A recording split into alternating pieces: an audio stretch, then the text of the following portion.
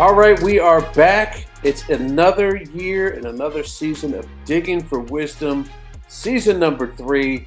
This is our preseason podcast where we tell you the teams to look out for, teams to maybe not look out for. Shovels and flowers, you'll see them all year long. We'll do the fantasy stuff a little later on, but today we're just kind of talking about what we need, what we're looking forward to seeing. I mean, I'm about as excited as can be. I think I actually went to going to go to some scrimmages this week and see what. Interesting to see some quarterback battles going on at Duncanville and North Crowley, and everybody's these are title contenders that are still battling things out and trying to figure out who their starting quarterback's going to be. But Diggsy, before I let you start talking, maybe talk about some of the big storylines for you this year. I think one of the biggest storylines, and this is what we're really going to be looking for in the scrimmages, is who's going to be playing. Because there are so many DEC meetings. I feel like the UIL has created an emphasis that we no longer want this transfer portal, even though we know it happens. We just spent all summer taping our campfires and district breakdowns, where every week it was like, you're texting me, hey, this player is no longer here, or should we edit this out? Because we taped him a couple weeks earlier, and this player moved, and this player went to this place, and then back. And I know even now, DeSoto's got some questions, North Crowley's got some questions. So we're not really going to know who is out there on week 1, probably until week 1. So I think one of my favorite things in getting the box scores out is going to see who's actually playing in these games, because we've talked about a lot of players, but who will actually be in there? Because if, a Brewer coach is holding a grudge against North Crowley and says, hey, we don't want, Jerry Outhouse playing or something, just as an example, hopefully he's cleared. That's a problem, as we're trying to figure out, because we're trying to give analysis on this player and how we feel like this matchup's going to come. These players may not even play. So I think that's a big storyline. Another big storyline for me is how good is South Lake Carroll going to be this year? Because, one thing that I didn't really gather that I'm seeing this trend now that everybody's kind of getting into football season, is that South Lake is a lot of people's number 1 area wide. I had South Lake number 3. I had North Crowley, Duncanville. And it's been that way for a while. These top teams, Duncanville, DeSoto, North Crowley. But, once Dave Campbell put South Lake at number 1 in the state, a lot of people are like, hey, I think South Lake is the number 1 team in the state. But they've had a history over the last couple of years, Ward, of not winning the big game. So I'm a little curious about how that's going to work. When I look at their district and I look at their non-district and I kind of look at their playoff route, yeah, it looks pretty easy for 14 or 15 weeks. But we've seen that be problematic for Duncanville and other things to have kind of an easy road at times. And then all of a sudden you get hit by a North Shore, you get hit by a Vandergrift or whoever it might end up being who's going to play them. So is South Lake a shoe-in, a no-brainer number 1 in the state? I don't know right now, Ward, but it seems like that's a big trend that a lot of people are going towards. So who's going to be playing? What about South Lake Carroll? And then something else I'm hearing a lot about, Ward, is that a lot of people are telling me that Aledo is as good as they've ever been. Now, this is conjecture. I haven't seen it yet, and that's kind of the thing with Aledo, is that it hasn't happened on the field. But if Aledo is the best Aledo we've ever seen, 5A Division 1 is going to be phenomenal this year. Yeah. We got Highland Park, we're going to have Lone Star, and we're Aledo and Denton Ryan. I mean, we're talking about battle royals. And I know in the Houston area, you've got some teams that are not pushovers over there as well. So it's going to be something that's going to be absolutely fun to watch. And then 5A Division 2, it's your area that's got the defending state champion. I know you're not a Houston guy, but you're my default Houston battle when we talk about these things. So you moved me out of flower. Is your reigning defending champion over there. And, I see preseason rankings and they get a little bit of a nod over South Oak Cliff. So what's going to happen? Is it an Iowa Colony or something? You're going to be able to push them out? Or Richmond Randall may not even be the best team in their own district. That's how tough it's going to be. And I mean, we talked in our district breakdowns. We just about penciled sock in Argyle in the state semi or regional final there. And we're not even started playing yet. And then there's the whole district of, 4th 5A Division 2 that wants to say, excuse me, we got something to say as well. So, yeah, these classes, especially in North Texas, they're going to be some real good battles down here to the end. It's not going to be a runaway. And you were bringing up Aledo, the guy that got in quarterback that, talked to Robbie Jones, he said it reminds him of a Bishop kid. It's bringing him back to the Bishop days where he will take a beating and get you 10 yards on the run, as well as being able to throw the big passes as well. So it is going to be fun in those districts. Yeah, and you talked about, and we'll be going district by district and talking about it. 4-5A Division Two, 3-5A Division Two. These are killer districts. And then in the middle of all this, Ward, we're going to have realignment day. We're going to have all the numbers starting to come out around Halloween, where we're going to be thinking about the future about that. So it's going to be a very fun year. And the storylines that we haven't even thought about developing. If we think about our preseason rankings last year, we weren't even talking about Walnut Grove as a playoff team. It was just a team Right. that might be taking a step up, and then all of a sudden they go three deep. They're right there playing with Argyle at the end. So who's going to be those breakout stars? And are the breakout stars that we kind of think are going to be the breakout stars? Will they actually break out? One thing that is kind of an unpopular opinion is I don't think West Mesquite is going to be the big breakout. I think they're going to be I think they kind of hit their max last year, and but they're going to be wanting to take another step. So will they?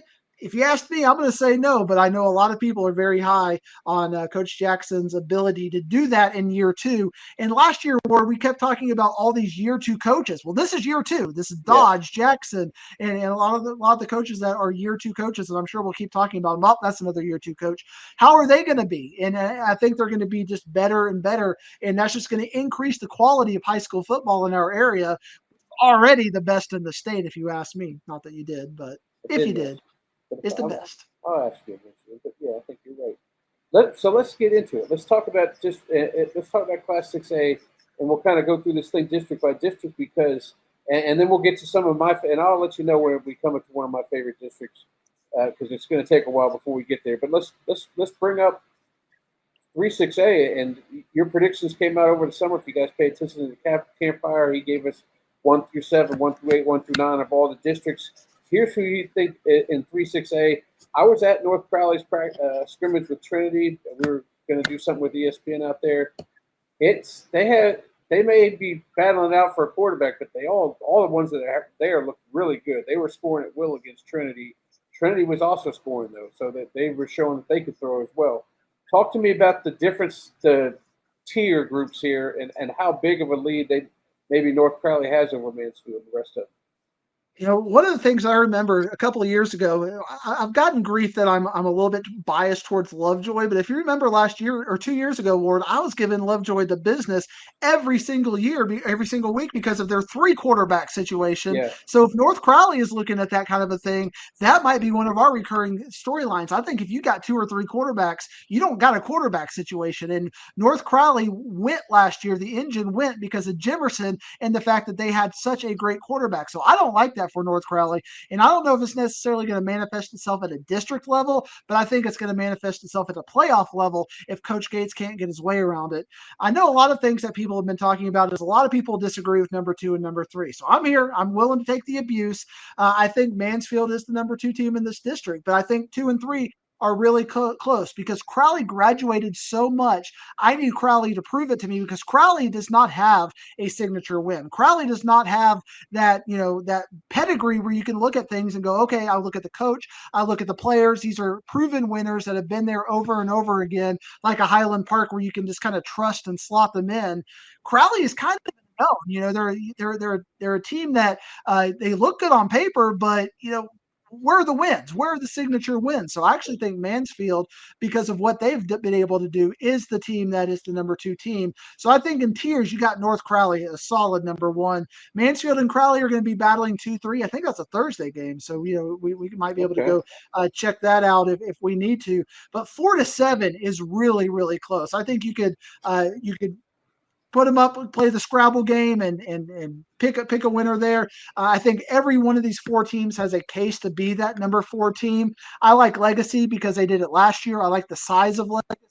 But I remember last year, Ward, you were talking about Boswell and how young they're going to be. So right. they got everybody coming back this year. So Boswell certainly has a case. Weatherford has a little bit of talent, I'm hearing. And Lake Ridge feels like they just can't keep everybody healthy. And if they can keep everybody healthy, why not Lake Ridge? Absolutely. And Lake Ridge may have the best player in the district on the line there with Felix Ojo. You talk about young, North Crowley, they have the quarterback battle with three guys. I think two of them are juniors. One of them may not be able to play. The one kid from California comes in. But the receivers are all sophomores, and they're all talented sophomores. One is a sophomore that you constantly picked in fantasy football down at Life Oak Cliff with the Marion Maid. So their high-powered offense we're going to see not only this year but for years to come. This is just something that's it's going to hit us over and over again. So yeah, that's going to be a definite wide margin between 1 and 2, I believe. You want to move on to 4-6A because I want to see who you got there. Obviously, you got South Clay Carroll at the top there, but how close is Trinity to that? Because Trinity is they got some talent there. That John Meredith came in there. They were talking about playing both ways with him. He still probably will, but he's kind of really settled in as the premier defensive back, not only in the district but probably in North Texas as well. Yeah, I'm seeing him ranked in the the recruiting rankings as maybe one of the best players in the 2027 class. So what are you going to do with that? Or, so you got a really talented player. You've got a couple of key cogs on the offensive side of the ball, but man, Carroll is just so much heads and shoulders above everybody. I don't think Trinity is even going to be competitive in that game if Carroll is giving us their best. I mean, Carroll has literally got the whole offense back, and their defense is as good as we've seen. So I think kind of like in the other district, even though Trinity is going to be better than Crowley and Mansfield, I think South Lake Carroll is on its tier by its own. So I think the more interesting battle will actually be Trinity and Byron Nelson. Byron Nelson, we know it had some tragedy over the over the off season. Byron Nelson, we're also this is the first time we're slotting them to take a step back just naturally with the talent they have. So what is Byron Nelson going to have? Are they going to be able to hold on to the fact that remember just a couple of years ago they actually beat South Lake Carroll at least once. The second time didn't work out well for them. So I think Byron Nelson is good. This is their proving ground year to see if they're willing to stay around or if they're just kind of a really good senior class that were 3 or 4 years and they're going to take a step back. The fun in this district is really going to be kind of from 4 to 8 because that's where I've got Keller in there. If you remember last year, it felt like Northwest started 6-0 and then lost their way into the playoffs and just had a big losing streak. And Keller was hot at the end of the year, but they just lost the early game against Northwest and lost the tiebreaker. So that is going to be such an important game, Keller versus Northwest, because that's early in the season, and that very well could be what we call a buffer game to keep Keller in the playoffs, or is it going to be Northwest in the playoffs? Northwest ISD, they keep building new schools. I hear they got Northwest ISD number 4 coming. I've seen some beautiful renderings of that high school. So there's still a lot of influx with the Northwest ISD schools. So I have them on the bottom half of the district, and I think the other Keller schools are going to struggle. It just didn't seem like we're talking about it. It seemed like just a couple of years ago when Byron Nelson beat Southlake. LD Bell is not too far away from beating Trinity finally. So I feel like LD Bell is just a good class away from jumping back into this mix. That's why I kind of say 4 to 8. I think Keller Central has a little bit more of a jump to get into the playoff battle. But this is going to be a district where crazy things are going to happen. And like I said, 4 to 8 is its own tier. I've got Keller on the top end of that, but Keller has struggled with injuries over the last couple of years too. So if Keller doesn't stay healthy, it very well could be Northwest or Northwest Eaton who will slide into that 4th spot. Talking to some of these coaches in this district, they're scrambling already to find a 3rd game for next year. They think this thing's going to be broken down to 8 teams. So somebody's getting booted out of here next year. So we'll figure out, at least in their minds, you never know what you is going to do come realignment day. That's interesting. Let's move on to 5-6A. I see my Flower Mound squad down there at 6. Their quarterback moved down to what you're claiming is my hometown of Houston down there at Summer Creek. But that top part there, Capel got hit with some graduation. You still got him over guy. This is our main squabble during their district breakdowns because I feel a guy may hop over Capel in the for that one spot. But you have Capel there, and then there's always Louisville, who just seems to keep reloading. So talk to me about this district. When you look at my regional rankings, I actually have these, very close to each other. I think it's 7, 8, and 10. So I'm not going to be massively offended if you think Louisville is better than Coppell or if you think Denton Geyer is better than Coppell because they're all very, very good and all have really good storylines, but also all have questions. You look at Coppell, they graduated just about everybody, but a lot of people are talking about the sophomore quarterback that they've got coming in. It's already getting Baylor offers, and we already know, Eddie Griffin. If they wanted him and they're already looking at the sophomore, he's got to be pretty good. Denton Geyer Geyer is loaded at receiver, but they got their own quarterback battle. I'm hearing about a sophomore quarterback who's kind of come in and has really looked good. So who's going to end up being quarterback? Are they going to rotate quarterbacks? We know we keep talking about if you got two quarterbacks, you don't have any. And it's funny because Louisville's quarterback was part of this Denton Geyer mix a couple of years ago, but he was wise enough to get on out of there and get to his own school, get his eligibility set. So now you got Louisville. People in Louisville are saying that this is the best skill class that Louisville has had. But what I liked about Louisville over the last couple of years were their bigs. And their offensive line is all graduated. So now they've got their best skill players. But what about the bigs? That's going to be their big question. And you know that Denton Geyer and Coppell have kind of got that on lock. So who is going to end up out of that? I think it's going to be fun. It could end up being a three-way tie to where we're all right. They just all beat each other at one point and we're dealing with tiebreakers. But I think there's also going to be a battle for, I think 4, 5, and 6 are in its own tier. So you got 1, 2, and 3. Now you got 4, 5, and 6 battling. And Ward, it's almost a broken record, so I don't even like saying it, but it's like when you got the Mound Showdown, it's literally one of the few games in the high school that you can throw out the records. I mean, it is crazy how that happens that, even when one team is clearly better than the other, usually in high school football, that holds, not with the Mound Showdown. And that can be a crazy thing. And they play Hebron like that too. I mean, Hebron doesn't have the built-in rivalry with Marcus and Flower Mound, but when you've got these Louisville ISD games going on, it can flip in a heartbeat. And I remember even when we had Plano ISD with them, it was tiebreakers year after year. One of those years, Plano East got that tiebreaker, by the way. I know that didn't make you very happy. But 4 to 6 are all very close. I've got Hebron and Flower Mound as ranked teams. One of the teams are not going to make the playoffs, but it seems like Flower Mound year after year has one player poached or a couple of players poached,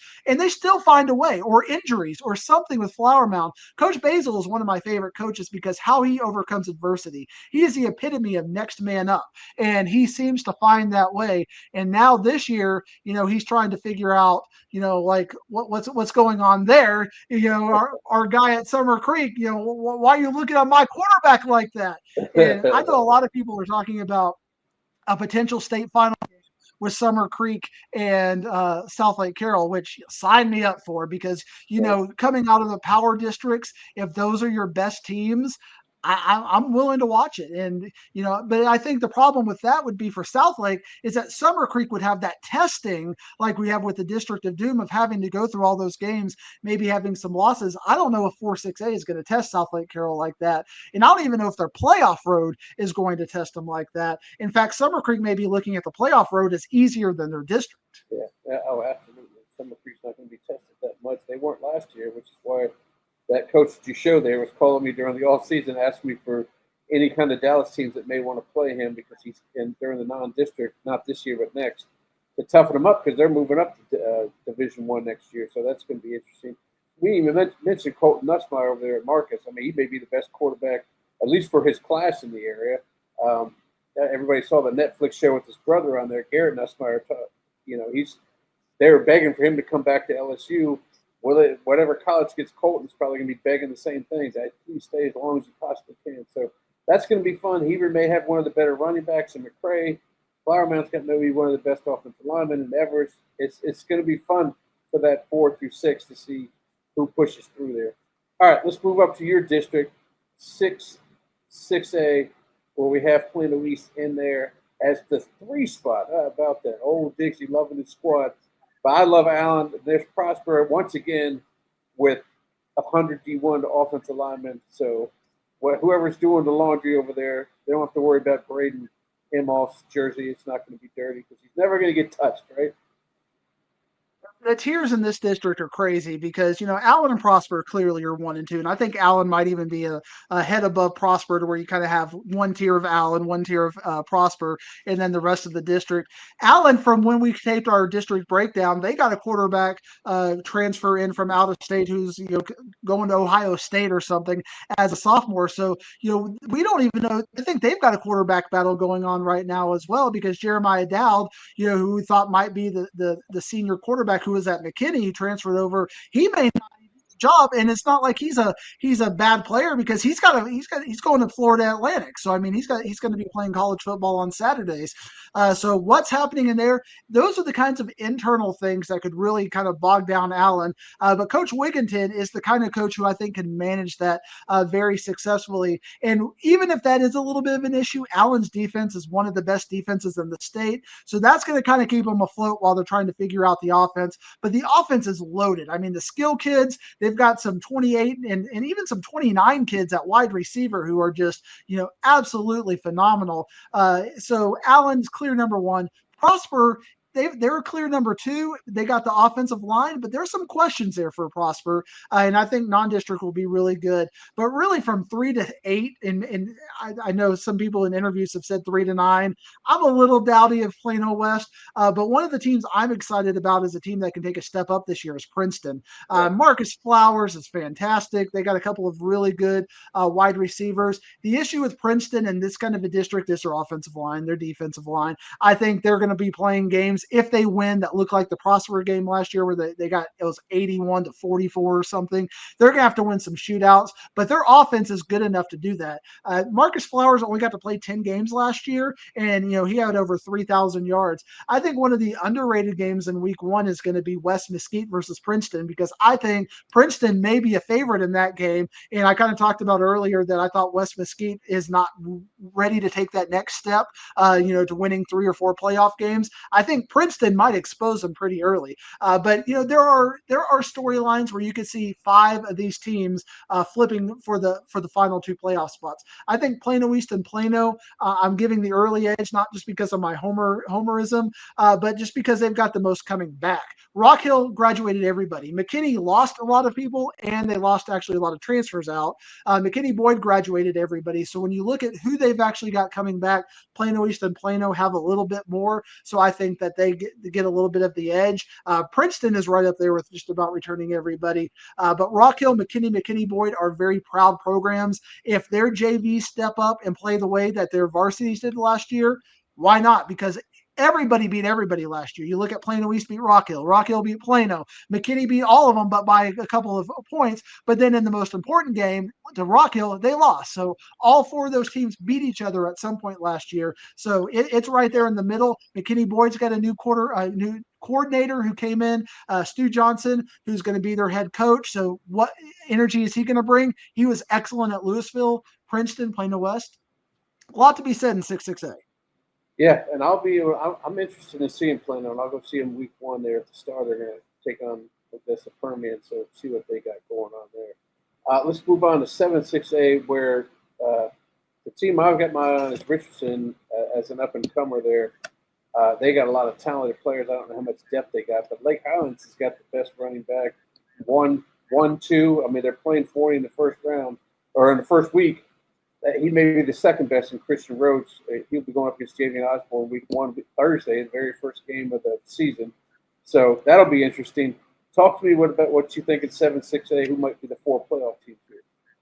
Yeah, this was one of the ones that generated a lot of controversy, a lot of discussion on the social medias. I don't think anybody's going to complain about Lake Highlands. They are your number 1 team. They've earned that, and they return so much. I've seen people have Richardson as high as 2 and as low as 4. I know Berkner has, some people think Berkner is a little bit better than Richardson. A lot of people are very high on Richardson's quarterback. We know Winfield and their defensive line is very good. But again, the question for me with Richardson is the depth. And last year in this district, when we had the non-district games, all of the teams when they played non-district lost to really good teams. We saw Lake Highlands lose to Flower Mound. Lake Highlands lost to Forney last year. Richardson lost to Plano at one point. Jesuit losing to Hebron. So when they were playing these non-district games, they didn't win. So, but then when they got into district, they all looked better because now they're playing teams. A team I think has a chance to take a step up, and we talked about it in the district breakdown, and I think is my even more of a dark horse for me than Richardson High is Irving MacArthur, because everybody is so traditionally compacted in this district. Irving MacArthur is not going to be too far off from sliding into a playoff spot. So if Berkner and Pierce, for whatever reason, still struggle with the injury bug, I could see MacArthur sliding into the 4th playoff spot as well. But Richardson, it's to me a situation where they've got 4 or 5 really nice players that you could just take with you and start anywhere. But it's 5 to 22 that I've really got questions on, and they traditionally have not been that good or that deep. So I don't think Richardson has something to prove to me. And I heard an interview with their coach, and week 1 they play Lakeview Centennial. I don't think that's going to tell us anything. If they beat Plano, you've got my attention. But they didn't beat Plano, and they weren't even competitive with Plano last year. So if they're not competitive with Plano this year, and I think Plano's going to be better than they were last year, I think it's just going to be the same old situation where they look bad in non-district, but hey, we get a favorable round in the first round of the playoffs. Maybe we win a game or two there, and we still make strides, but I don't know if regionally you're as good of a team.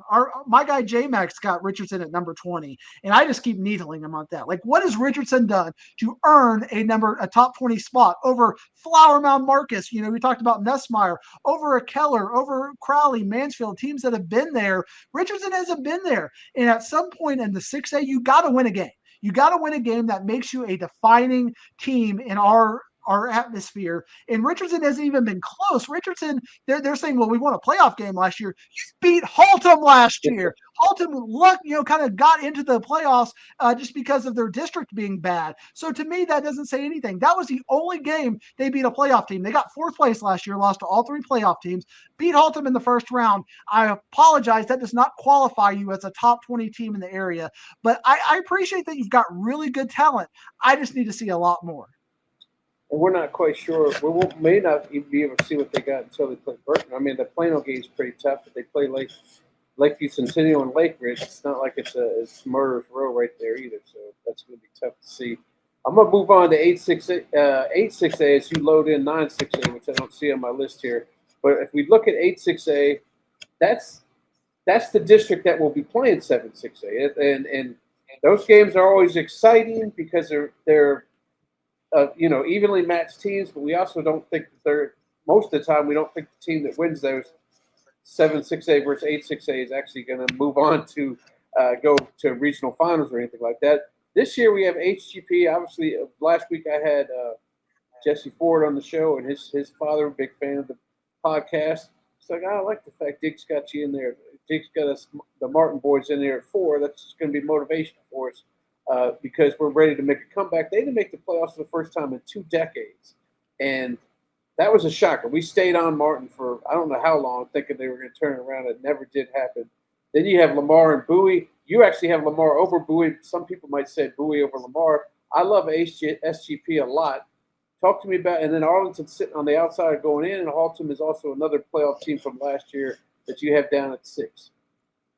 I think when we talk about tiers, you could literally say the top 6 are all in the tier, and you can make a storyline for all of those 6 because you've got Haltom and Arlington High who made the playoffs last year and are like, why are you disrespecting us? We've gone through this gauntlet and we've won. And then you've got Martin who had a lot of questions last year, and it could have been a situation like a couple of years ago with Denton Ryan where just the chemistry of the team didn't work out, and all of a sudden Martin is back and they're at number 1 in the district and they kind of returned to where they were. Lamar had an excellent excellent freshman class 3 years ago. This is the payoff of that. Of course, a couple of those kids are at Duncanville and Euless Trinity, but they had a lot of really good talent, and I think that they're ready to shine. Bowie is got 12 kids with D1 offer. South Grand Prairie has a lot of kids with talent, experience, a lot of explosiveness. Haltom returns their best player, but I have some questions about Haltom. So I think you can make an argument 1-6. Any of those teams could win district. Any of those teams could make the playoffs, but I think it drops off heavily. I don't think we're going to be having any sort of questions about 7 and 8 jumping up there. But all of those 6 are using our predictions as fuel, and because no matter what you say here, somebody's going to be disrespected. I've heard people say, Martin, we're too low. And then people are saying, well, why do you have us over Martin or Martin over us? We beat them last year. So there's a lot of teams that are disrespected. This is just the way I look at it. South Grand Prairie, I think from 1 to 22 has a little bit more talent. And because Martin has some questions after last year, I'm trust but verify. So I've got them in the playoffs, but I need a little bit of verification early. And their non-district schedule hopefully will get that, because I don't think the other teams do. Because very much like we talked about with 7-6A, when the 8-6A teams play each other in non-district, it seems like they lose pretty regularly. So like a game with Keller versus Arlington Bowie, I think is going to tell us a lot early in the non-district.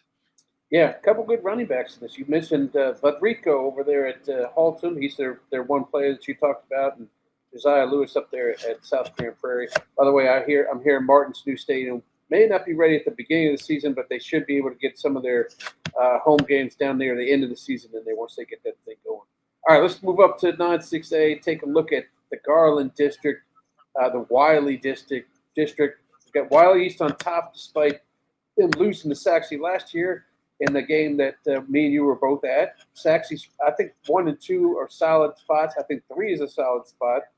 And then what are we looking at for through the rest of it? It's you got Garland edging out Naaman Forest. Talk to me about this district. Our friend Matt Steps got Naaman Forest at number 3. So, it's certainly a situation where I think you could see the second tier. I think Wiley, East, and Saxe are clearly your top tier. Wiley, Garland, Naaman Forest. When we were doing our district breakdown, I almost talked myself into putting Naaman Forest in there when we started talking about Deal and the court paralysis in Right. there. I think that they have a legitimate argument, and they did beat Garland last year. They did make the playoffs, and they gave Longview a pretty good game. So I can see why Naaman Forest feels disrespected. I just like what Garland has coming back when I start to look at the depth of that, because I saw Naaman Forest play Plano East 4 years ago in non-district when they had a team that was making the playoffs, and what really came out about that was just that it's almost a broken record with some of these teams, like what I was talking about with Richardson, the lack of depth. The offensive line, they got the big players, but then it just falls off. It's like you got a JV player next to a D1 player, and it just doesn't work when it comes to Naaman Forest, which is why I'm hoping Garland ISD clip this. Put your teams in 5A next year. Just let them go where they fall. Quit putting them up in 6A. They deserve that. They deserve to be able to play, with Brian Adams and North Mesquite and teams like that where they will thrive instead of forcing them to play up. So just a little bit of unsolicited advice from me that nobody cares about. So I think you have 3 to 5. Lakeview Centennial might jump up into that argument. And the team I talked about in the district breakdown that I was kind of looking at, even though I've got them as my number 8, is North Garland. North Garland could jump up into that. There's not a big distance between 3 and 8 in this district. I think Wiley has earned the right to be in that spot. They've got the best running back coming back, and when usually if you can just lean on him and just have a good offensive line, and Wiley will have a good offensive line, I think that's what's going to be enough to be consistent, especially in October and November if it gets cold, rainy, or a 5 o'clock game that Garland ISD will do sometimes where nobody is there and there's no atmosphere. You run the ball, and I think Wiley can do that. So there's a lot to be said for the middle of this district being competitive. And it seems like every year somebody wins a game in that 3 to 8 range that shouldn't.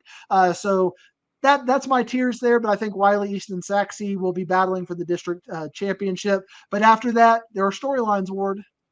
There are storylines. We got to find a way to get Rowlett back on the map. All I can remember is when I first moved here, they got that 10 a.m. win against Allen at the Texas Stadium, and haven't seen much of them since. All right, my favorite district's 10-6A, and that's coming up. There's competitiveness all the way through 1 through 6, including 6. Roy City is a very young team, but they should be able to compete because those youngins are going to get old at some point. At Rockwell Heath that we talked about, Webb's second year here, getting them going. Longview's, you pushed them at 1, but they graduate so many, but you can never count out Longview. They just got athletes everywhere. And North Forney over Rockwell, I think that's something that people are going to want to talk about as well. Well, I think we should give you a little bit of promotion because I know you have been working hard this month getting shots for later on in the Inside High School Sports and the big stories. You're just out in Roy City, and all of a sudden you kind of started to feel like what I felt. So kind of share, you don't spoil anything, but kind of share with us what you saw out in Roy City. They got young talent and talent that has dominated the freshman and JV ranks. They've been shutting out teams. Matter of fact, the coach was telling me that it was almost like Thursday night lights for him. He would love going out to these Thursday night games and just seeing what he has coming in the future. They got a wide receiver they got several wide receivers actually. They got 2 or 3 of them, and they have 4 or 5 athletes that are going to be something special. They're only going to be sophomores this year, which means they're not on anybody's radar. So they could sneak up and get a win or 2 in this district because they haven't seen them yet. And the potential there is going to be something special over there with the Bulldogs. I've heard some people from Roy City say that they expect to make the playoffs this year, Yeah. that they very well, they look at this district, they know how tough it is because they were part of it last year, but they believe they can be in this mix.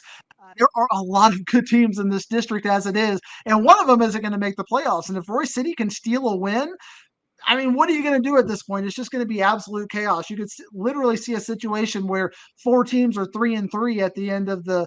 You got four teams, tied for three spots or something in this district. Longview earned the right to be your number one team, so I think you got Longview got to be number one. North Forney on paper looks really good, but where's their signature win under the Shavers administration? They don't have one. They made the playoffs. They got second last year, so they've shown that they can go through this district. But regionally, they lost to Plano East last year, and I'm going to keep saying that until North Forney beats them by 50 this year. Then I'm going to say, well, they didn't beat Plano East. I can't use that as my default line anymore. Rockwall was injury riddled last year. Heath was injury riddled last year. Heath had every one of these games winnable last year. You remember that game against Longview where they were like going to win, and then there was like a 90-yard strip sack like we saw with the what was it, Wakeland and Lone Star last year, Yeah. where you had that Yeah. crazy ending. So Rockwell Heath had that go against them last year. Forney feels like they're just a couple of offensive and defensive players away from being up there.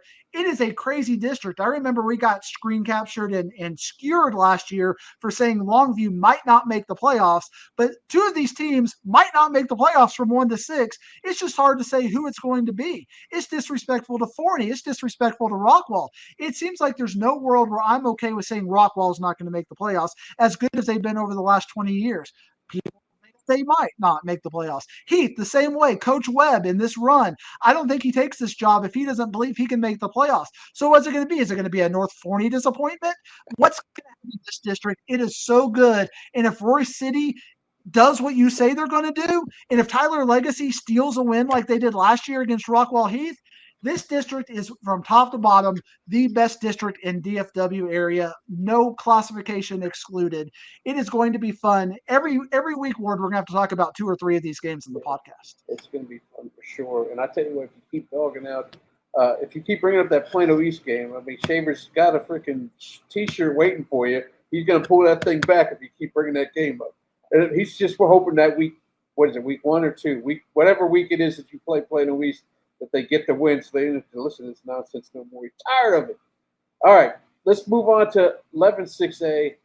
I find this interesting because I'm on Wax's. I'm on their wagon, man. They got me on the wagon, and I'm telling you, Duncanville is on alert. I think for that Week 4 game because they're only playing one game in the non-district. They're not playing Week 1. They're not playing Week 3.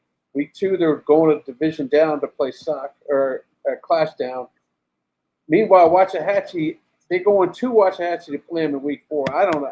To me, that's upset alert right there. I'm not going to predict it yet, but that's with the talent they have on Waxahachie.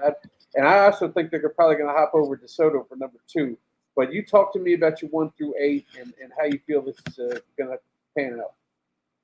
And you very well could be right. I mean, it was laid out to me. I was listening to the dub a couple of weeks ago, and they laid out that exact scenario that you got Duncanville off 1 week, Sock off at Waxahachie. Waxahachie is going to have just finished Coppell and Forney and Ennis, and they're going to be right there. And you got Duncanville, who's had to have 2 weeks off, and they just played Sock, 5A Division II, excellent team. But Waxahachie's playing some of the best teams in 6A.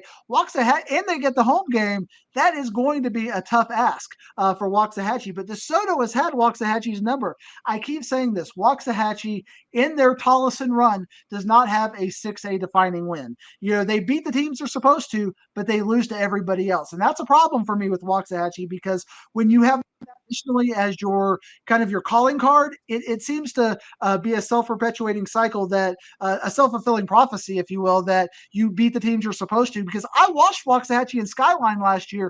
Waxahachie was a miracle win in that game. They should not have beat Skyline in that game, and they did. And that's my eyes. I got to watch that game, and people who privately say, well, Meyer was hurt that game, this was going on, that was going on. That's my eyes. I try to go and sell this Waxahachie.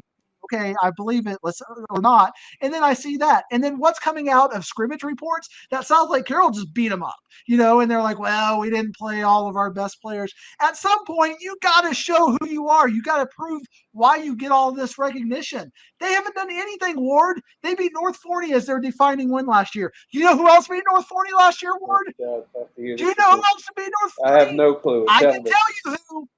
I can tell you who. So who's Waxahachie going to beat? And now you're saying, okay, they're going to beat Duncan. Like, So I'm looking for what are you that upset. doing? I'm What are you looking for that. doing? I got it on You're upset doing alert. J-Mac. What's wrong with you, Ward? I got it on upset alert. You. And it's not that I don't like Waxahachie. I mean, everything you've said is legitimate. They're going to probably have 22 kids playing college football, whether it's at the JUCO level or D1. Cohen Brown, Jerry Meyer, they've got the players, they've got the pedigree. But Duncanville does too. I mean, go look at the Duncanville recruiting page sometime, Ward, if you want to scroll through Twitter. They've got running backs and quarterbacks who we've never heard or seen take a varsity snap getting D1 offers. I mean, it seems like Duncanville's going to be okay. Same thing with DeSoto. It seems like they're going to be okay.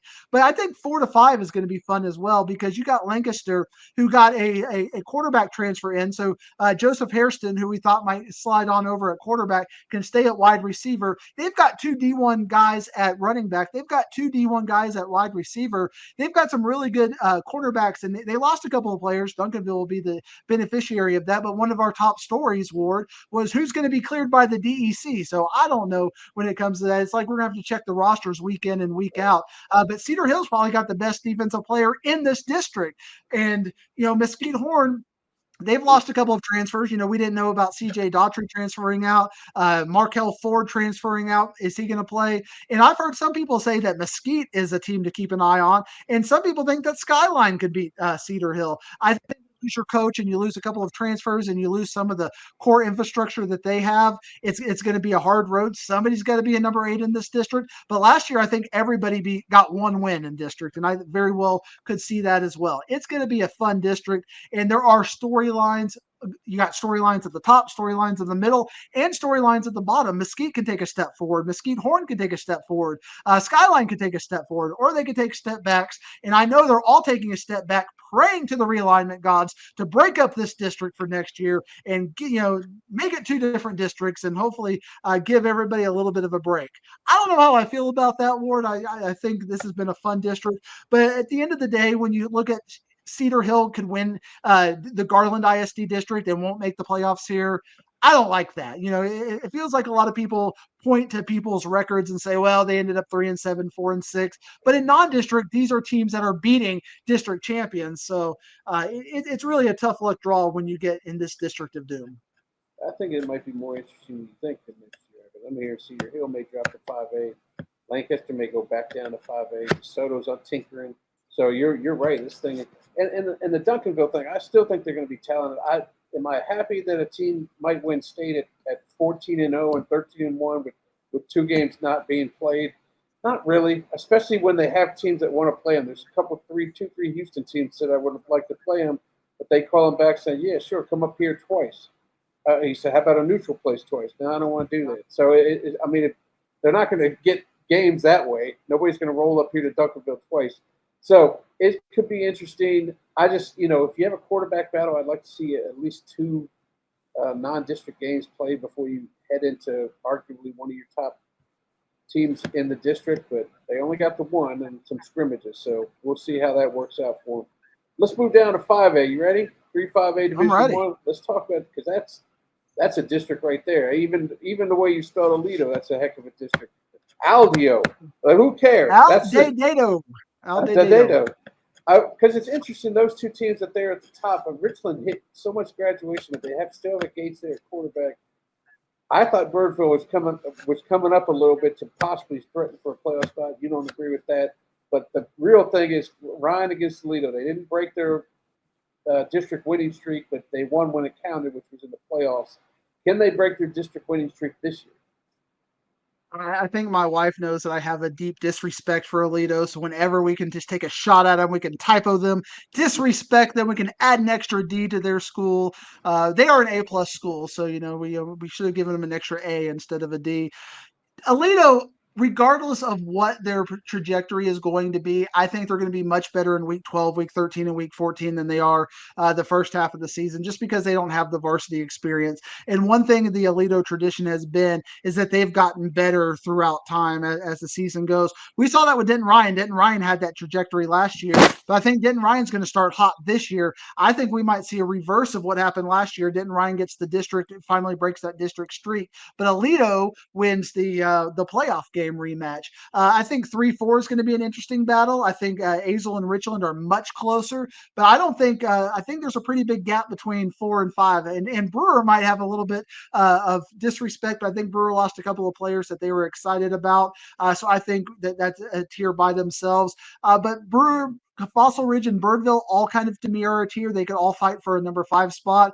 And if Richland isn't as good as advertised, maybe Richland even takes that step back. Richland graduated everybody. So, they got a couple of young kids that, another Gates coming in, I think, that might be in the mix for Richland. But I think last year it was the big three. This year, I think it's the big two, the next two. And then I think we've got 5 through 7 in its own tier. 8 and 9 are going to struggle. But Denton, Ryan, Alito are going to be fun. But I just don't think early. We talked about it on the warm up this week or next week that you'll hear with Neil Beasley, that I thought that Geyer is going to beat Alito early. But I don't know if I would feel that way in week 10 or 11. So Alito has some proving ground to do, but they've earned my respect to where I think if people in Alito are telling me from 1 to 22 this is one of their better teams ever, you've got my attention, because I know Yeah. how good their teams have been in the past. And it's just that workman-like nature that, they may not have the D1 talent outside of Finley and, a couple of their kids that we know about. But if 3 to 22 are all that kind of Waxahachie JUCO kids in that program in Titletown, they're going to be really good, and they're going to be a hard out in the playoffs. And we've started a pipeline to Notre Dame somehow this year. We didn't mention Javian Osborne from Forney. He's going to Notre Dame. Finley's going to Notre Dame. We're going to be talking about another player in a couple districts from now heading to Notre Dame. Some sort of pipeline starting there. So we'll see if the fight of the Irish is in Finley to get past Ryan and keep that district winning streak to 1 billion, whatever it is. I forgot what it is right now. 405A Division One. Every team is spelled correctly. Arlington Heights is the team to look out for in this district. O.D. White still has one of the best baseball players out there, who's also a stud on the football field as well, with Jaworski Lane Jr. Talk to me about, and Chisholm Trail just had a change in head coach midway through the offseason, so they're going to have to deal with that. Talk to me about this district. I'm excited about Arlington Heights, and I know you were kind of telling me, and you don't give me a lot of rankings grief. You kind of respect what I've got, but I think you think Arlington Heights regionally is even better than I'm giving them credit for. There's a lot of parity, and I know one of the disrespect areas in the rankings and I haven't changed my mind about it yet. I'm gonna have to see some results to change my mind about it. Is after Saginaw went 11-0 last year, won a playoff game. I don't even have them making the playoffs this year. I think Coach Peters looked at what he had coming back and was like, I think I'm going to go somewhere else. We went 11-0 last year. We did good things. I'm going to sell high. And to me, that says something. And I'm not even trying to be disrespectful of Coach Peters or the program, but I think if you have built something, you don't leave in the middle of that. I think, especially in this district, I think you kind of take one more year, and then maybe once realignment comes, if you're aligned with Alito and Denton Ryan and Richland and teams like that, then you're like, okay, I'm out of here. But it seems like everybody was leaving. What does that tell us when everybody in Eagle Mountain seems to be out of here? Ricklin Holmes took an athletic director position at Arlington ISD. Peters left. It kind of tells me that they know that their depth is not quite as good. So there could even be a situation where Chisholm Trail takes a step back. O.D. Wyatt, I think, for all the talent, but will they all play football and will they all stay healthy? I think that's going to be a key question. Pascal is actually in this district has one of the superior depth pipelines.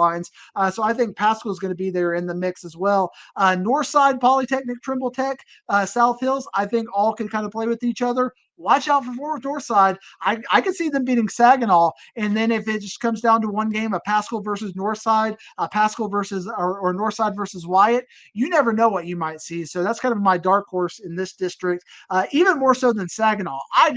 I am completely disrespectful of Saginaw. I feel like last year was a one trick pony award, and I got to see some more tricks. if I'm going to go down to that Pink Pony Club, as Chappelle Roan would sing. I can dig it. All right, let's move to 5A Division One. That's the Frisco district. We move up there. Lone Star has got more Division One talent than you can shake a stick at. They say, and they're moving him to the positions they need. You know, Jordan Deck started his career off at receiver. They're moving him. He's been moved to defensive back where he's at now. Davion Gross is going to play almost primarily wide receiver. I believe Carice Hoyt's going to move over to running back. They're going to stick another guy in there, quarterback. People are in their rightful positions. This could be a year for them to not only obviously win this district, but to make a move like we talked about early, all the way to a regional final, state semifinal, maybe a state final. This district historically has always been one where there's always a little bit of a surprise. You know, you have a team that we pick at 6 or 7 that ends up jumping up and getting into the mix. Wakeland beat Lone Star last year. I mean, people are like, what about that? And Frisco Reedy has to feel disrespected because they've been a solid 2 the last couple of years. And I've heard some people say that they're not even going to make the playoffs this year. They've got a quarterback who I've kind of got some intel on that is like a multi-sport player, a phenomenal athlete who's going to be an X factor. And I typically believe these sources. So I think I've got Reedy in the mix. I've seen McKinney North make the playoffs. I've seen Frisco High make the playoffs. I've seen Heritage make the playoffs, depending on who you ask. So there are 6 teams I think have a legitimate chance. And that's not even ignoring the fact that my dark horse in this district is Lebanon Trail. I think Lebanon Trail has that opportunity to take a step up this year. I think Centennial is going to struggle this year. Sherman is going to struggle this year. So 7 teams could legitimately make the playoffs. McKinney North has been that team the last couple of years, and I've got them at 6. So there are a lot of storylines in this district. Lone Star, I fear one thing about Lone Star, Ward, is that what is that quarterback room going to look like? Trey Wright, I've done some research on him. He looks great. He threw for almost 50 touchdowns as a JV player, so that means 5 touchdowns a game. When you're doing the math there, 49 divided by 10 is 4.9. Can I round 4.9 up to 5, Round it Ward? up. Will you give me Round it that up. permission? Round 5 it up. touchdowns a game.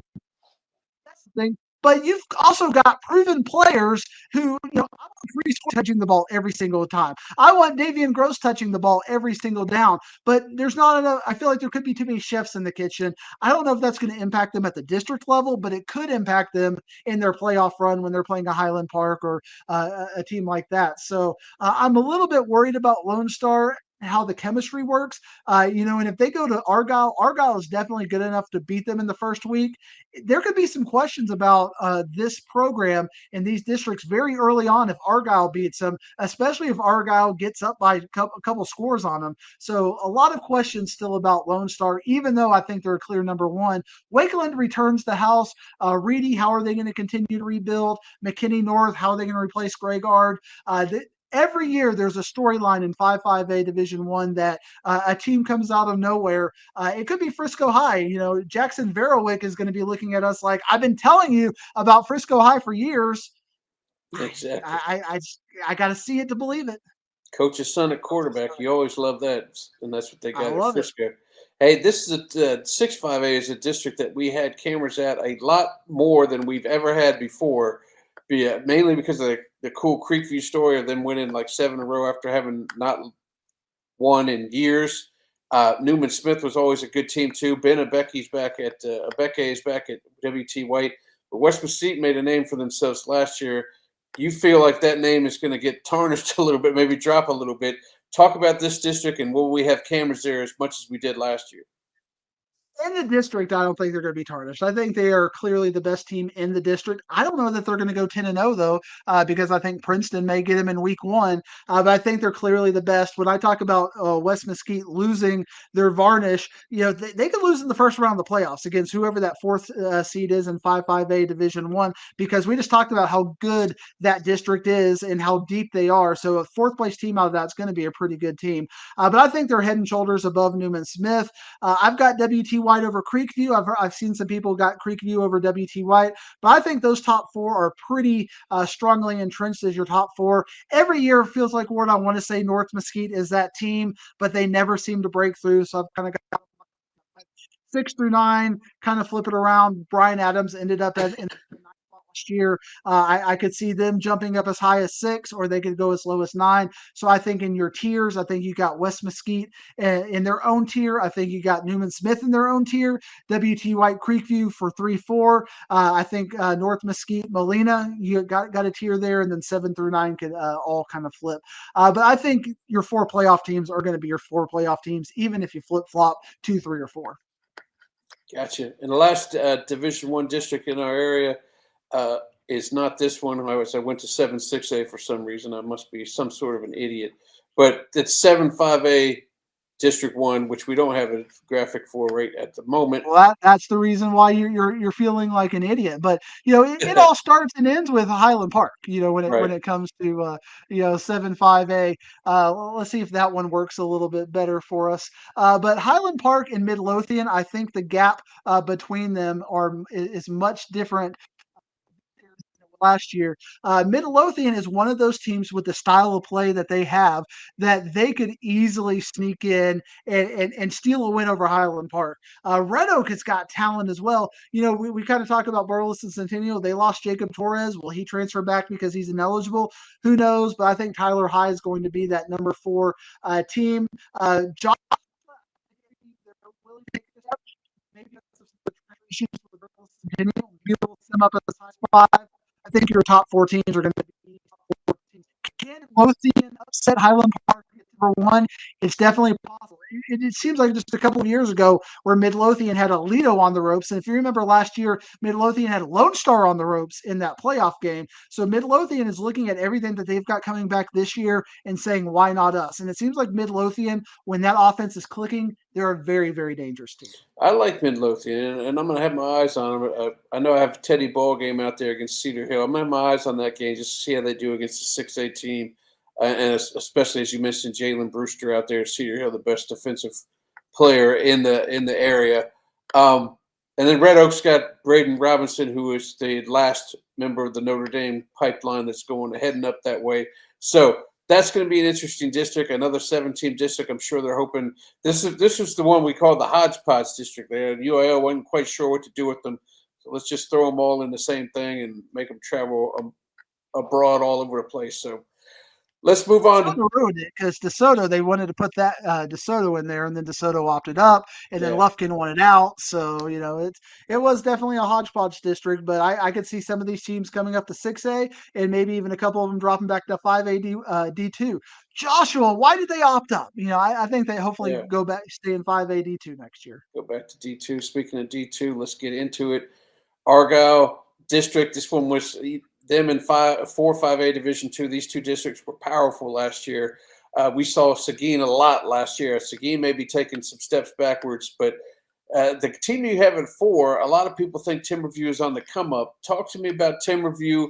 Do you think they could jump up to 3, maybe even 2? And we already know what you think about Argyle because you mentioned how you think they may play sock in later rounds in the playoffs. But talk to me about this district.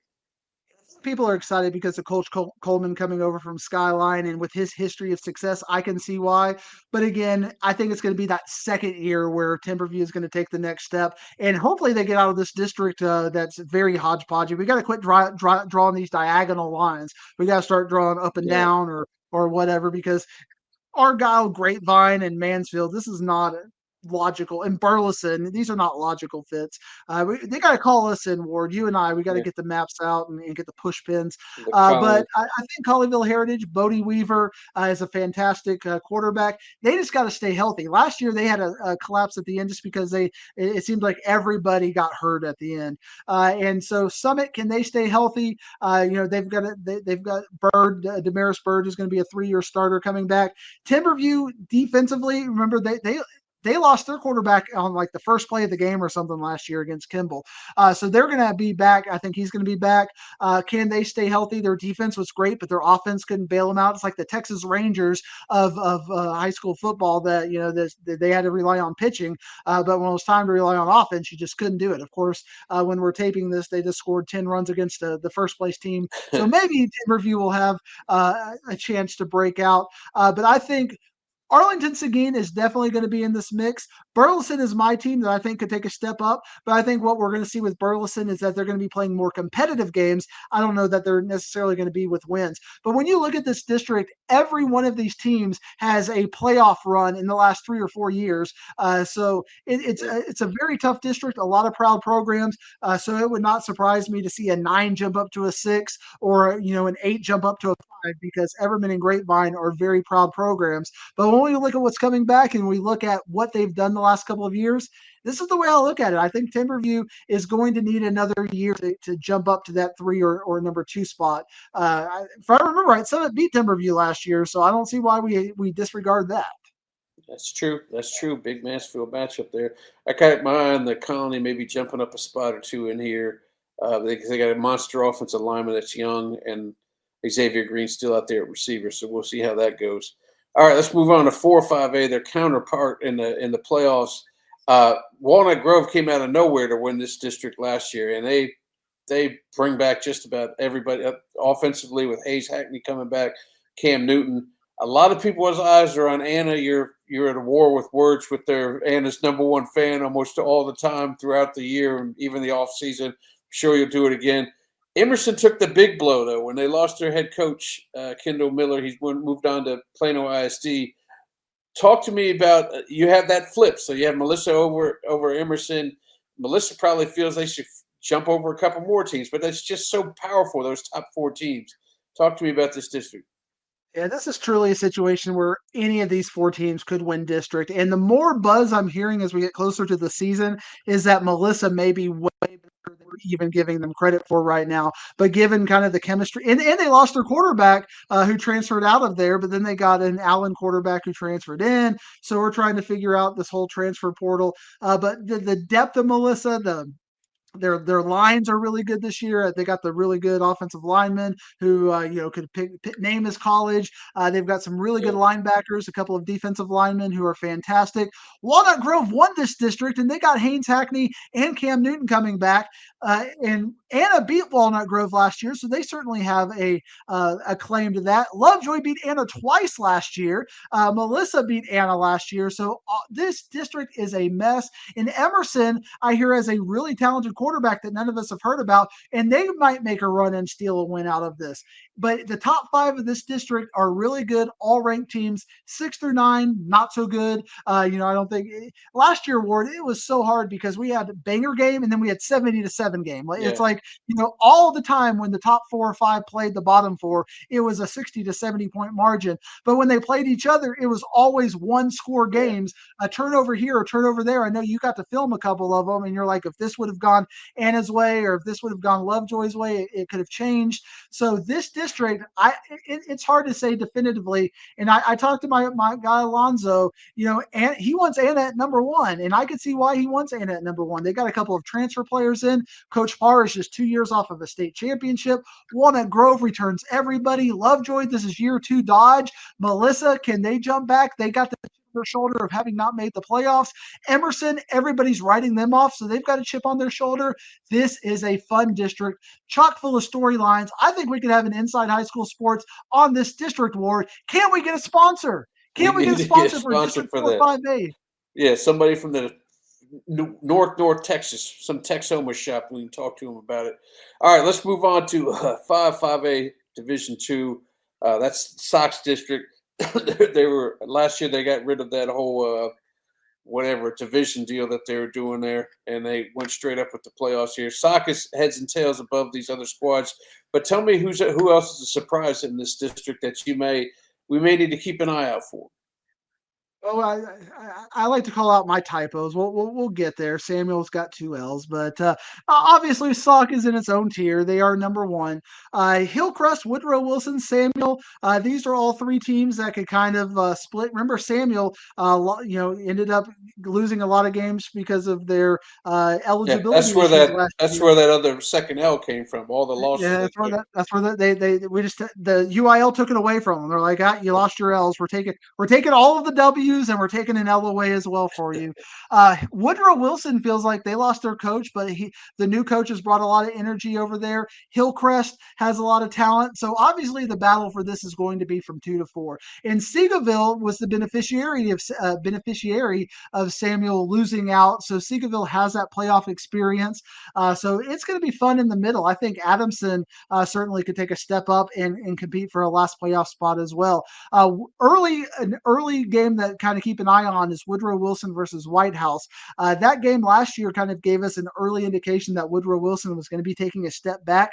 This game, they had to go out to White House last year. Woodrow they get it as a home game this year. If they could be competitive with White House early, we may even see in our week 1, week 2 Digging for Wisdom podcast immediately putting them up to number 2. Yeah, interesting. All right, let's our last Division II district, 658 Division II.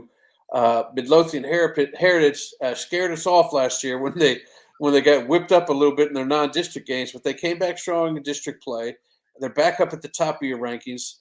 Crandall and Kaufman both have superior wide receiver athletes. Miles over at Kaufman, and Crandall has the name I've forgotten.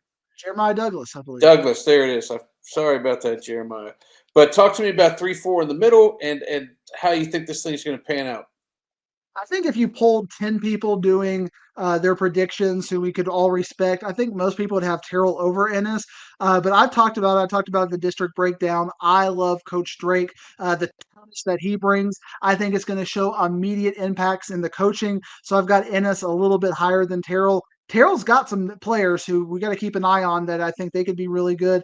I could see Crandall falling all the way to 4. And then when you got a Kaufman County game, if Crandall did fall all the way to 4, where you got Kaufman Crandall straight up for the last playoff spot, kind of like we talked about with the Mound Showdown, you could see anything there. Mesquite Poteet, I think, took a step up last year. Can they maintain that? I think Corsicana is going to be primed to take a step up this year. Will it be enough to overcome Mesquite Poteet? We'll find out. But Kaufman made the playoffs last year. I think Greenville is going to be a hard luck number 8. So this district's going to be fun. But regionally, I think Midlothian Heritage is still maybe a 2 and out. I think they may win the first playoff game, but I don't think they're going to win the second playoff game. All right, well, let's talk about the lower classifications in this thing out. Let's just talk a little bit about for Division 1 and 4A, where it's going to be Salina's last stand here in 4A before they move up to 5A. Can they repeat? And talk to me who may give them some issues here. I mean, can they repeat? Obviously, I want you to tell the story because you went out and filmed Bo Bentley, and I think you had some interesting insight because, you're basically saying this kid's a winner. Like, I'm after watching him talk, I'm not betting against him. I wasn't there. So what intangibles did you see in him that made you think almost like Kyler Murray, like he's not going to let his team lose? Yeah, that's exactly what it is. He's one of those quarterbacks, first of all, unlike Kyler that invites the contact. He loves it. He loves it. You'll see it in the West Plain highlights. If you watched our highlights in that game, he runs up on a DB or even a linebacker, and he's just, oh, this is going to make my day. I'm going to bowl over this dude. Whatever it takes, he throws on the run. He's got some huge offensive linemen. Now, some of them are young, but they're skilled. But the story that kind of stuck to me was his sophomore year. He knew he in his mind he was talented enough to be quarterback, but the guy that they put in there was it Nash? His first name's Nash or Cash. I can't remember what it was, but he waited his turn, and it was his turn to be quarterback as a senior, and it just ate up Bo Bentley, and he realized why he was the quarterback. He waited his turn, but to get himself motivated, he just would watch the games in the silence. Man, I know I could do this better. I know I could do that better. I know I need to be the guy. And to get himself motivated, he used that the whole offseason. They didn't think I was good enough to start, so I'm going to let everybody know who I am this year. And he sure as heck did last year. Let everybody knew what it was. And then this year, they got the clippings up there because other podcasts have picked West Plains to beat them because they bring everybody back. Plus, they brought in a couple more 4 or 5 stars. And they're going to be running with that the whole year. They're going to be like, all right, if you're already going to pick them, even Coach Elliott in the locker room, you can't let them think they're better than you. And we haven't even started playing any games yet. So I just look at Bo Bentley as a winner. He's a winner at the Elite 11 when he picked his college. He was a winner there when he he picked Oklahoma because they all wanted him when he thought nobody wanted him. So he's got that kind of demeanor that I like to see in the quarterback. And and you just give a eloquent defense of Salina, but Panther Creek is looking at things like we were one play away from beating Anna in that game. That I mean, Anna won in 4A Division One on a Hail Mary, effectively, and that could have been Panther Creek winning that state championship, where Anna ended up winning the state championship. It's been a DFW school the last couple of years, winning that 4A Division One championship. And I look at what Panther Creek has and Jalen Lott and their quarterback and some of their skill players. And I don't think Atlanta has that. I mean, I think from 1 to 22, they might be a little bit better. If you just need one play, I think Panther Creek's got more of those players that can make that one play, and they're probably going to have to play each other twice. So I think Panther Creek has a really good chance to knock off Salina once. And if they do it, even if Salina gets the win in October, if they get the win in November or early December, that's what's really going to matter. And I love their coach over there, Coach Surratt. I think they can make some adjustments based on that first game. And that district is very much like we talked about with 11-6A, kind of the district of doom, because I mean you got Sulphur Springs, you've got Aubrey, you've got Lake Dallas. Lake Yeah. Dallas is a team that's got so much talent, and we're not going to even talk about them that much. Paris is a team that's all very good, and then you're looking at the first round where Aubrey is a team that last year made it a couple of rounds in the playoffs. They went three deep after barely making the playoffs in this district and having a fantastic win against Kimball at Clark Stadium on a Friday night or Thursday night, whatever the first round of the playoffs was for them. But that was just one of those back and forth games. So 4A, I think it's going to come down to District 7 and 4A. Whoever comes out of Salina and Panther Creek is going to have a pretty good run, and West Plains is going to have a pretty good run to get to that point. But is it going to be West Plains, Panther Creek, or West Plains, Salina? I think Salina might be looking past Panther Creek a little bit, which is going to create their own clipboard over in Frisco ISD saying, don't they're not even talking about us. Everybody's got West Plains and Salinas, the game that they're talking about. That makes Panther Creek, with the talent that they have, even more dangerous. Right. It's funny because they used last year's their revenge game on Panther Creek because if you remember 2 years ago, Panther Creek won the district title on an extremely controversial touchdown, and the very next year, Salina went into the Star and just beat the pants off of them. My guy couldn't even get there in time before the thing was already 4 touchdowns behind. But it should be an interesting game when it comes to back up to Salina, like you said, in October, and a possible second game too. Is there anybody else you want to mention in D1 because it's Let's just talk that about district, Stephenville. Stephenville is certainly good enough to be there, and given the fact that they're in Region One, I think they're going to have a pretty easy run to the state, to the regional finals, where we're going to have probably a West Plains Stephenville regional finals. It's like we keep talking about, we just penciling in games. So right? I think Stephenville from there is going to be that team that can they get past West Plains? Springtown is going to be a team that I think is going to take a step up this year. So keep an eye on them. I think Alvarado is going to take a step back, losing their all-world players, but I think Kennedale might take a step up. And I know it's not a team that's a kind of a fancy team to say, but I think Lake Worth is going to take a step up this year too. Okay. Lake Worth has they have Frisco Panther Creek the first Thursday of the game, so that should be pretty interesting. All right, Division Two. There's only in my eyes, there's two teams that you want to talk about. You talk about Brock, but I want to talk about Sunnyvale. Tell me what you like about Sunnyvale. Is that a team that could go further than they have in the past?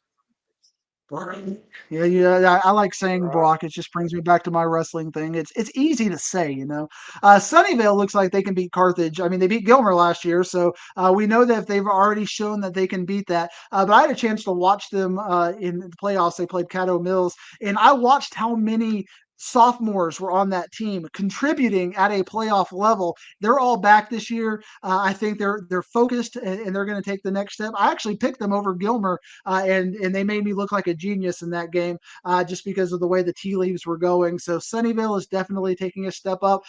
Brock is obviously there. A team to keep an eye on that we kind of talked about it and it kind of related to Saginaw Boswell is Eagle Mountain. I think Eagle Mountain is going to take a step up this year. I don't think they're quite at that Graham level yet, but I could see them getting into that 3 spot, and I think they would be a tough out. They may go a couple of rounds in the playoffs, and then once all of a sudden you get the Rattlesnake Farm kind of, the taller Coach Mullins now is at Eagle Mountain, is starting to build that culture over there. Next year, depending on how they get realigned, they could be a real problem. Let's run through 3A real quick. 3A Division One. Paradise had a nice run last year. Is that something they can carry into this year? And another team that had a nice run was Peaster. So tell me about 3A Division One in your mind. Why aren't you talking about Malakoff, Ward? I'm just kind of curious. The team that always makes it to state. Why are you not mentioning Malakoff in this DFW discussion of 3A Division One? You would think that would be a headline, not Peaster. Why did Malakoff get slotted, or why did Peaster I was hoping we were going to talk about North Malakoff? Texas I'd like to talk about East that, Texas. Ward. I was hoping we were going to talk North Texas, not East Texas. Why but are you disrespectful to Malakoff? I like that team. It's a nice team. I think that's what you need to talk about. It's East Texas to the core. Ask them, and they'll tell you. Ask them. Talk to me about 3A Division One before we go an hour and a half on this joint. Tell me about Paradise. That's what I want to know. These are the questions that they want to know, Ward. You want the Who's people they? want It to ain't know Malakoff. why Malakoff you are didn't want to know. disrespectful. You're going to get DM'd about that, but I'm a big fan of Paradise. I'll get on track a little bit. They got 7 offensive starters coming back. They, they should have made it to the state championship last year. They got injuries in the state semifinals. So they should have beat Malakoff last year. So I think they're going to take a step forward this year. I actually think Malakoff is going to take a step back. I don't even think Malakoff is going to win their district. I think Winsboro is going to win their district. I think Grandview is ready to take a step up. Palmer is a team that, I didn't rank initially, and people even within the district were like, Diggs, Palmer is really, really good this year. Give them some respect. We don't want them to have a chip on their shoulder as good as they are, and you're not even picking them to win the district. So I'm like, okay, they got a really good quarterback coming back, so Palmer's a team to keep an eye on. Pilot Point took a step up last year. I expect Pilot Point to take another step up. A team I thought would be taking a step up would be Life Oak Cliff, but they lost everybody.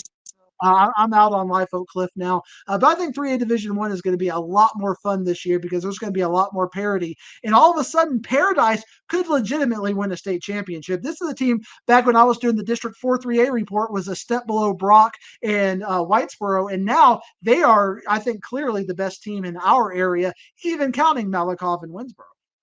Even counting them. All right, let's move to Division 2 real quickly. Which we should count because they are DFW area teams. They don't want to be known as that. Division 2, Gunner. We always talk about Gunner, but their coach is gone. And we talk about who? Gunner with no T. Gunner. We got it right this time. We got to pronounce it correctly. Gunner. We did it. If you say it fast enough, it sounds like Gunner anyway. Right, exactly. You have to be slow to get the T in there. Gunter. You got to really pronounce the T. I'm done with the T. I'm taking T's out of everything. Ulyss Rennie. Never mind. Anyway, they have a new coach in there. Are they still going to make their reigns to the state championship game? It's funny because we have 4A Division One where we kind of pencil in Salina and West Plains, or maybe Panther Creek and West Plains as kind of our state semifinal game. I think we can do it this year with 3A Division Two with Gunner and Wall. But last year, Gunner should have lost to Wall. I mean, I watched that game live. That was part of my Red Zone channel experiment, and I'm like, Wall is just beating him up on the offensive line, and Gunner found a way in the fourth quarter to persevere and get through there. Wall's bringing everybody back. So I think Gunner, especially with the coaching change, Coach Fasold brought a TPW. They say tough people win. He took that from Randy Jackson. Obviously, they kept it within the program. So I think that they're familiar with that. I don't think things are going to change. But Fasold brings a known energy. And you kind of remember this with Alito in year one with Jones. Jones was part of that tree, but there's just intangibles when you're the guy as opposed to, reporting to the guy. That's a little bit of a problem. So this is one of my first years. I'm not picking Gunner to win a state championship. They're going to be good. They're going to be very good. We're going to be talking about them in December, but I don't think they're going to win a state championship. And to me, that's a story right there when we're not going to see Gunner at AT&T Stadium. That is a definite story for sure. And we're going to have plenty of stories this year as we continue. You're talking about 2A Division 1. Why do you stop me, Ward? We got to stop at 3A. Honey Grove. Talk about Honey it if Grove you is want going to. to make it to the state Talk about championship. any other teams you want to talk about. 2A and Collinsville, below. Munster, keep it in Tioga. Keep an We eye get on our them. story on Munster. I like Munster. That's all I wanted to say. Case and Just wanted to Kearney. throw those teams out there. All Ward. right. Well, don't get so Tioga, angry. Collinsville, Munster, Honey Grove. I'm good. I'm good. Get up and walk off. I'm good. See you later. And Celeste. You got to talk about Celeste. I talk about Plano East. I got to talk about Celeste because Plano East beat North Forney. Oh, boy. We got that in there again. All right. Well, we're going to be doing this every week. This is the first week of it. Start next week. We're going to break down. Are we going to do this next week, or are we going to get canceled? I feel like we might get canceled. You're going to get canceled if you keep talking about Malakoff. I know that much. And then we got to start up an East Texas deal. Next week, we're going to be bringing out, well, we won't bring out shovels this early. God, if you shovel somebody over some scrimmages, that's going to be some new stuff. But at some point, we're going to bring out shovels and flowers. We're going to bring out fantasy football, all the fun stuff that we did before. Diggs is on a new AI graphic kick, so we're going to see a lot of fun stuff with that. And we're going to see if I can do typos. AI is bad about typos, so we'll work on it. We'll double check this. Hey, I'll send them to Ward. Ward's eyes are very good. I'm sorry, Alito. I'm sorry, Samuel. We'll be better next week. I bet Alito thought that was a major dig. He probably really thought that you came at him, Alito. Aaron Valencia is not going to let me live this down. Oh, man. Cruz and Alito. What am I going to do? I think we've lost our Friday night sports show title sponsorship with that. I'm sorry, man. That is true. By the way, that's coming up too. First week, we're going to break out our new show, the Friday Night Recap. Me, Diggs, Kenny Matthews. We're going to let you know about all the games that happened during the first week, what the scores are, what we thought of these games. It's a 30-minute show from 11:30 to midnight, and that leads right into Diggs' dump. It's going to be fun. We're going to cover you from wall to wall some high school football in North Texas. I'm looking forward to it. Diggs, we'll see you next week. We'll start breaking down some games. And don't forget the TV show. I mean, that's what we support. I know you've already got amazing stories on the TV show. We're going to have scrimmages on the TV show the next couple of weeks. It is football season in Texas. TV show, social media, check it all out. We've got it all. Rankings, warm up, everywhere. Everywhere. That's right. Now we're going to take over the whole social media and everything. And Whataburger is a sponsor, man. So we're going to be out here munching down on a double cheeseburger and just having a blast. I'm a night owl, so I'm eating my taquitos. You can have your burger from before 11. I'm having my taquitos after 11. I can dig it. All right, Diggs, we'll see you next week.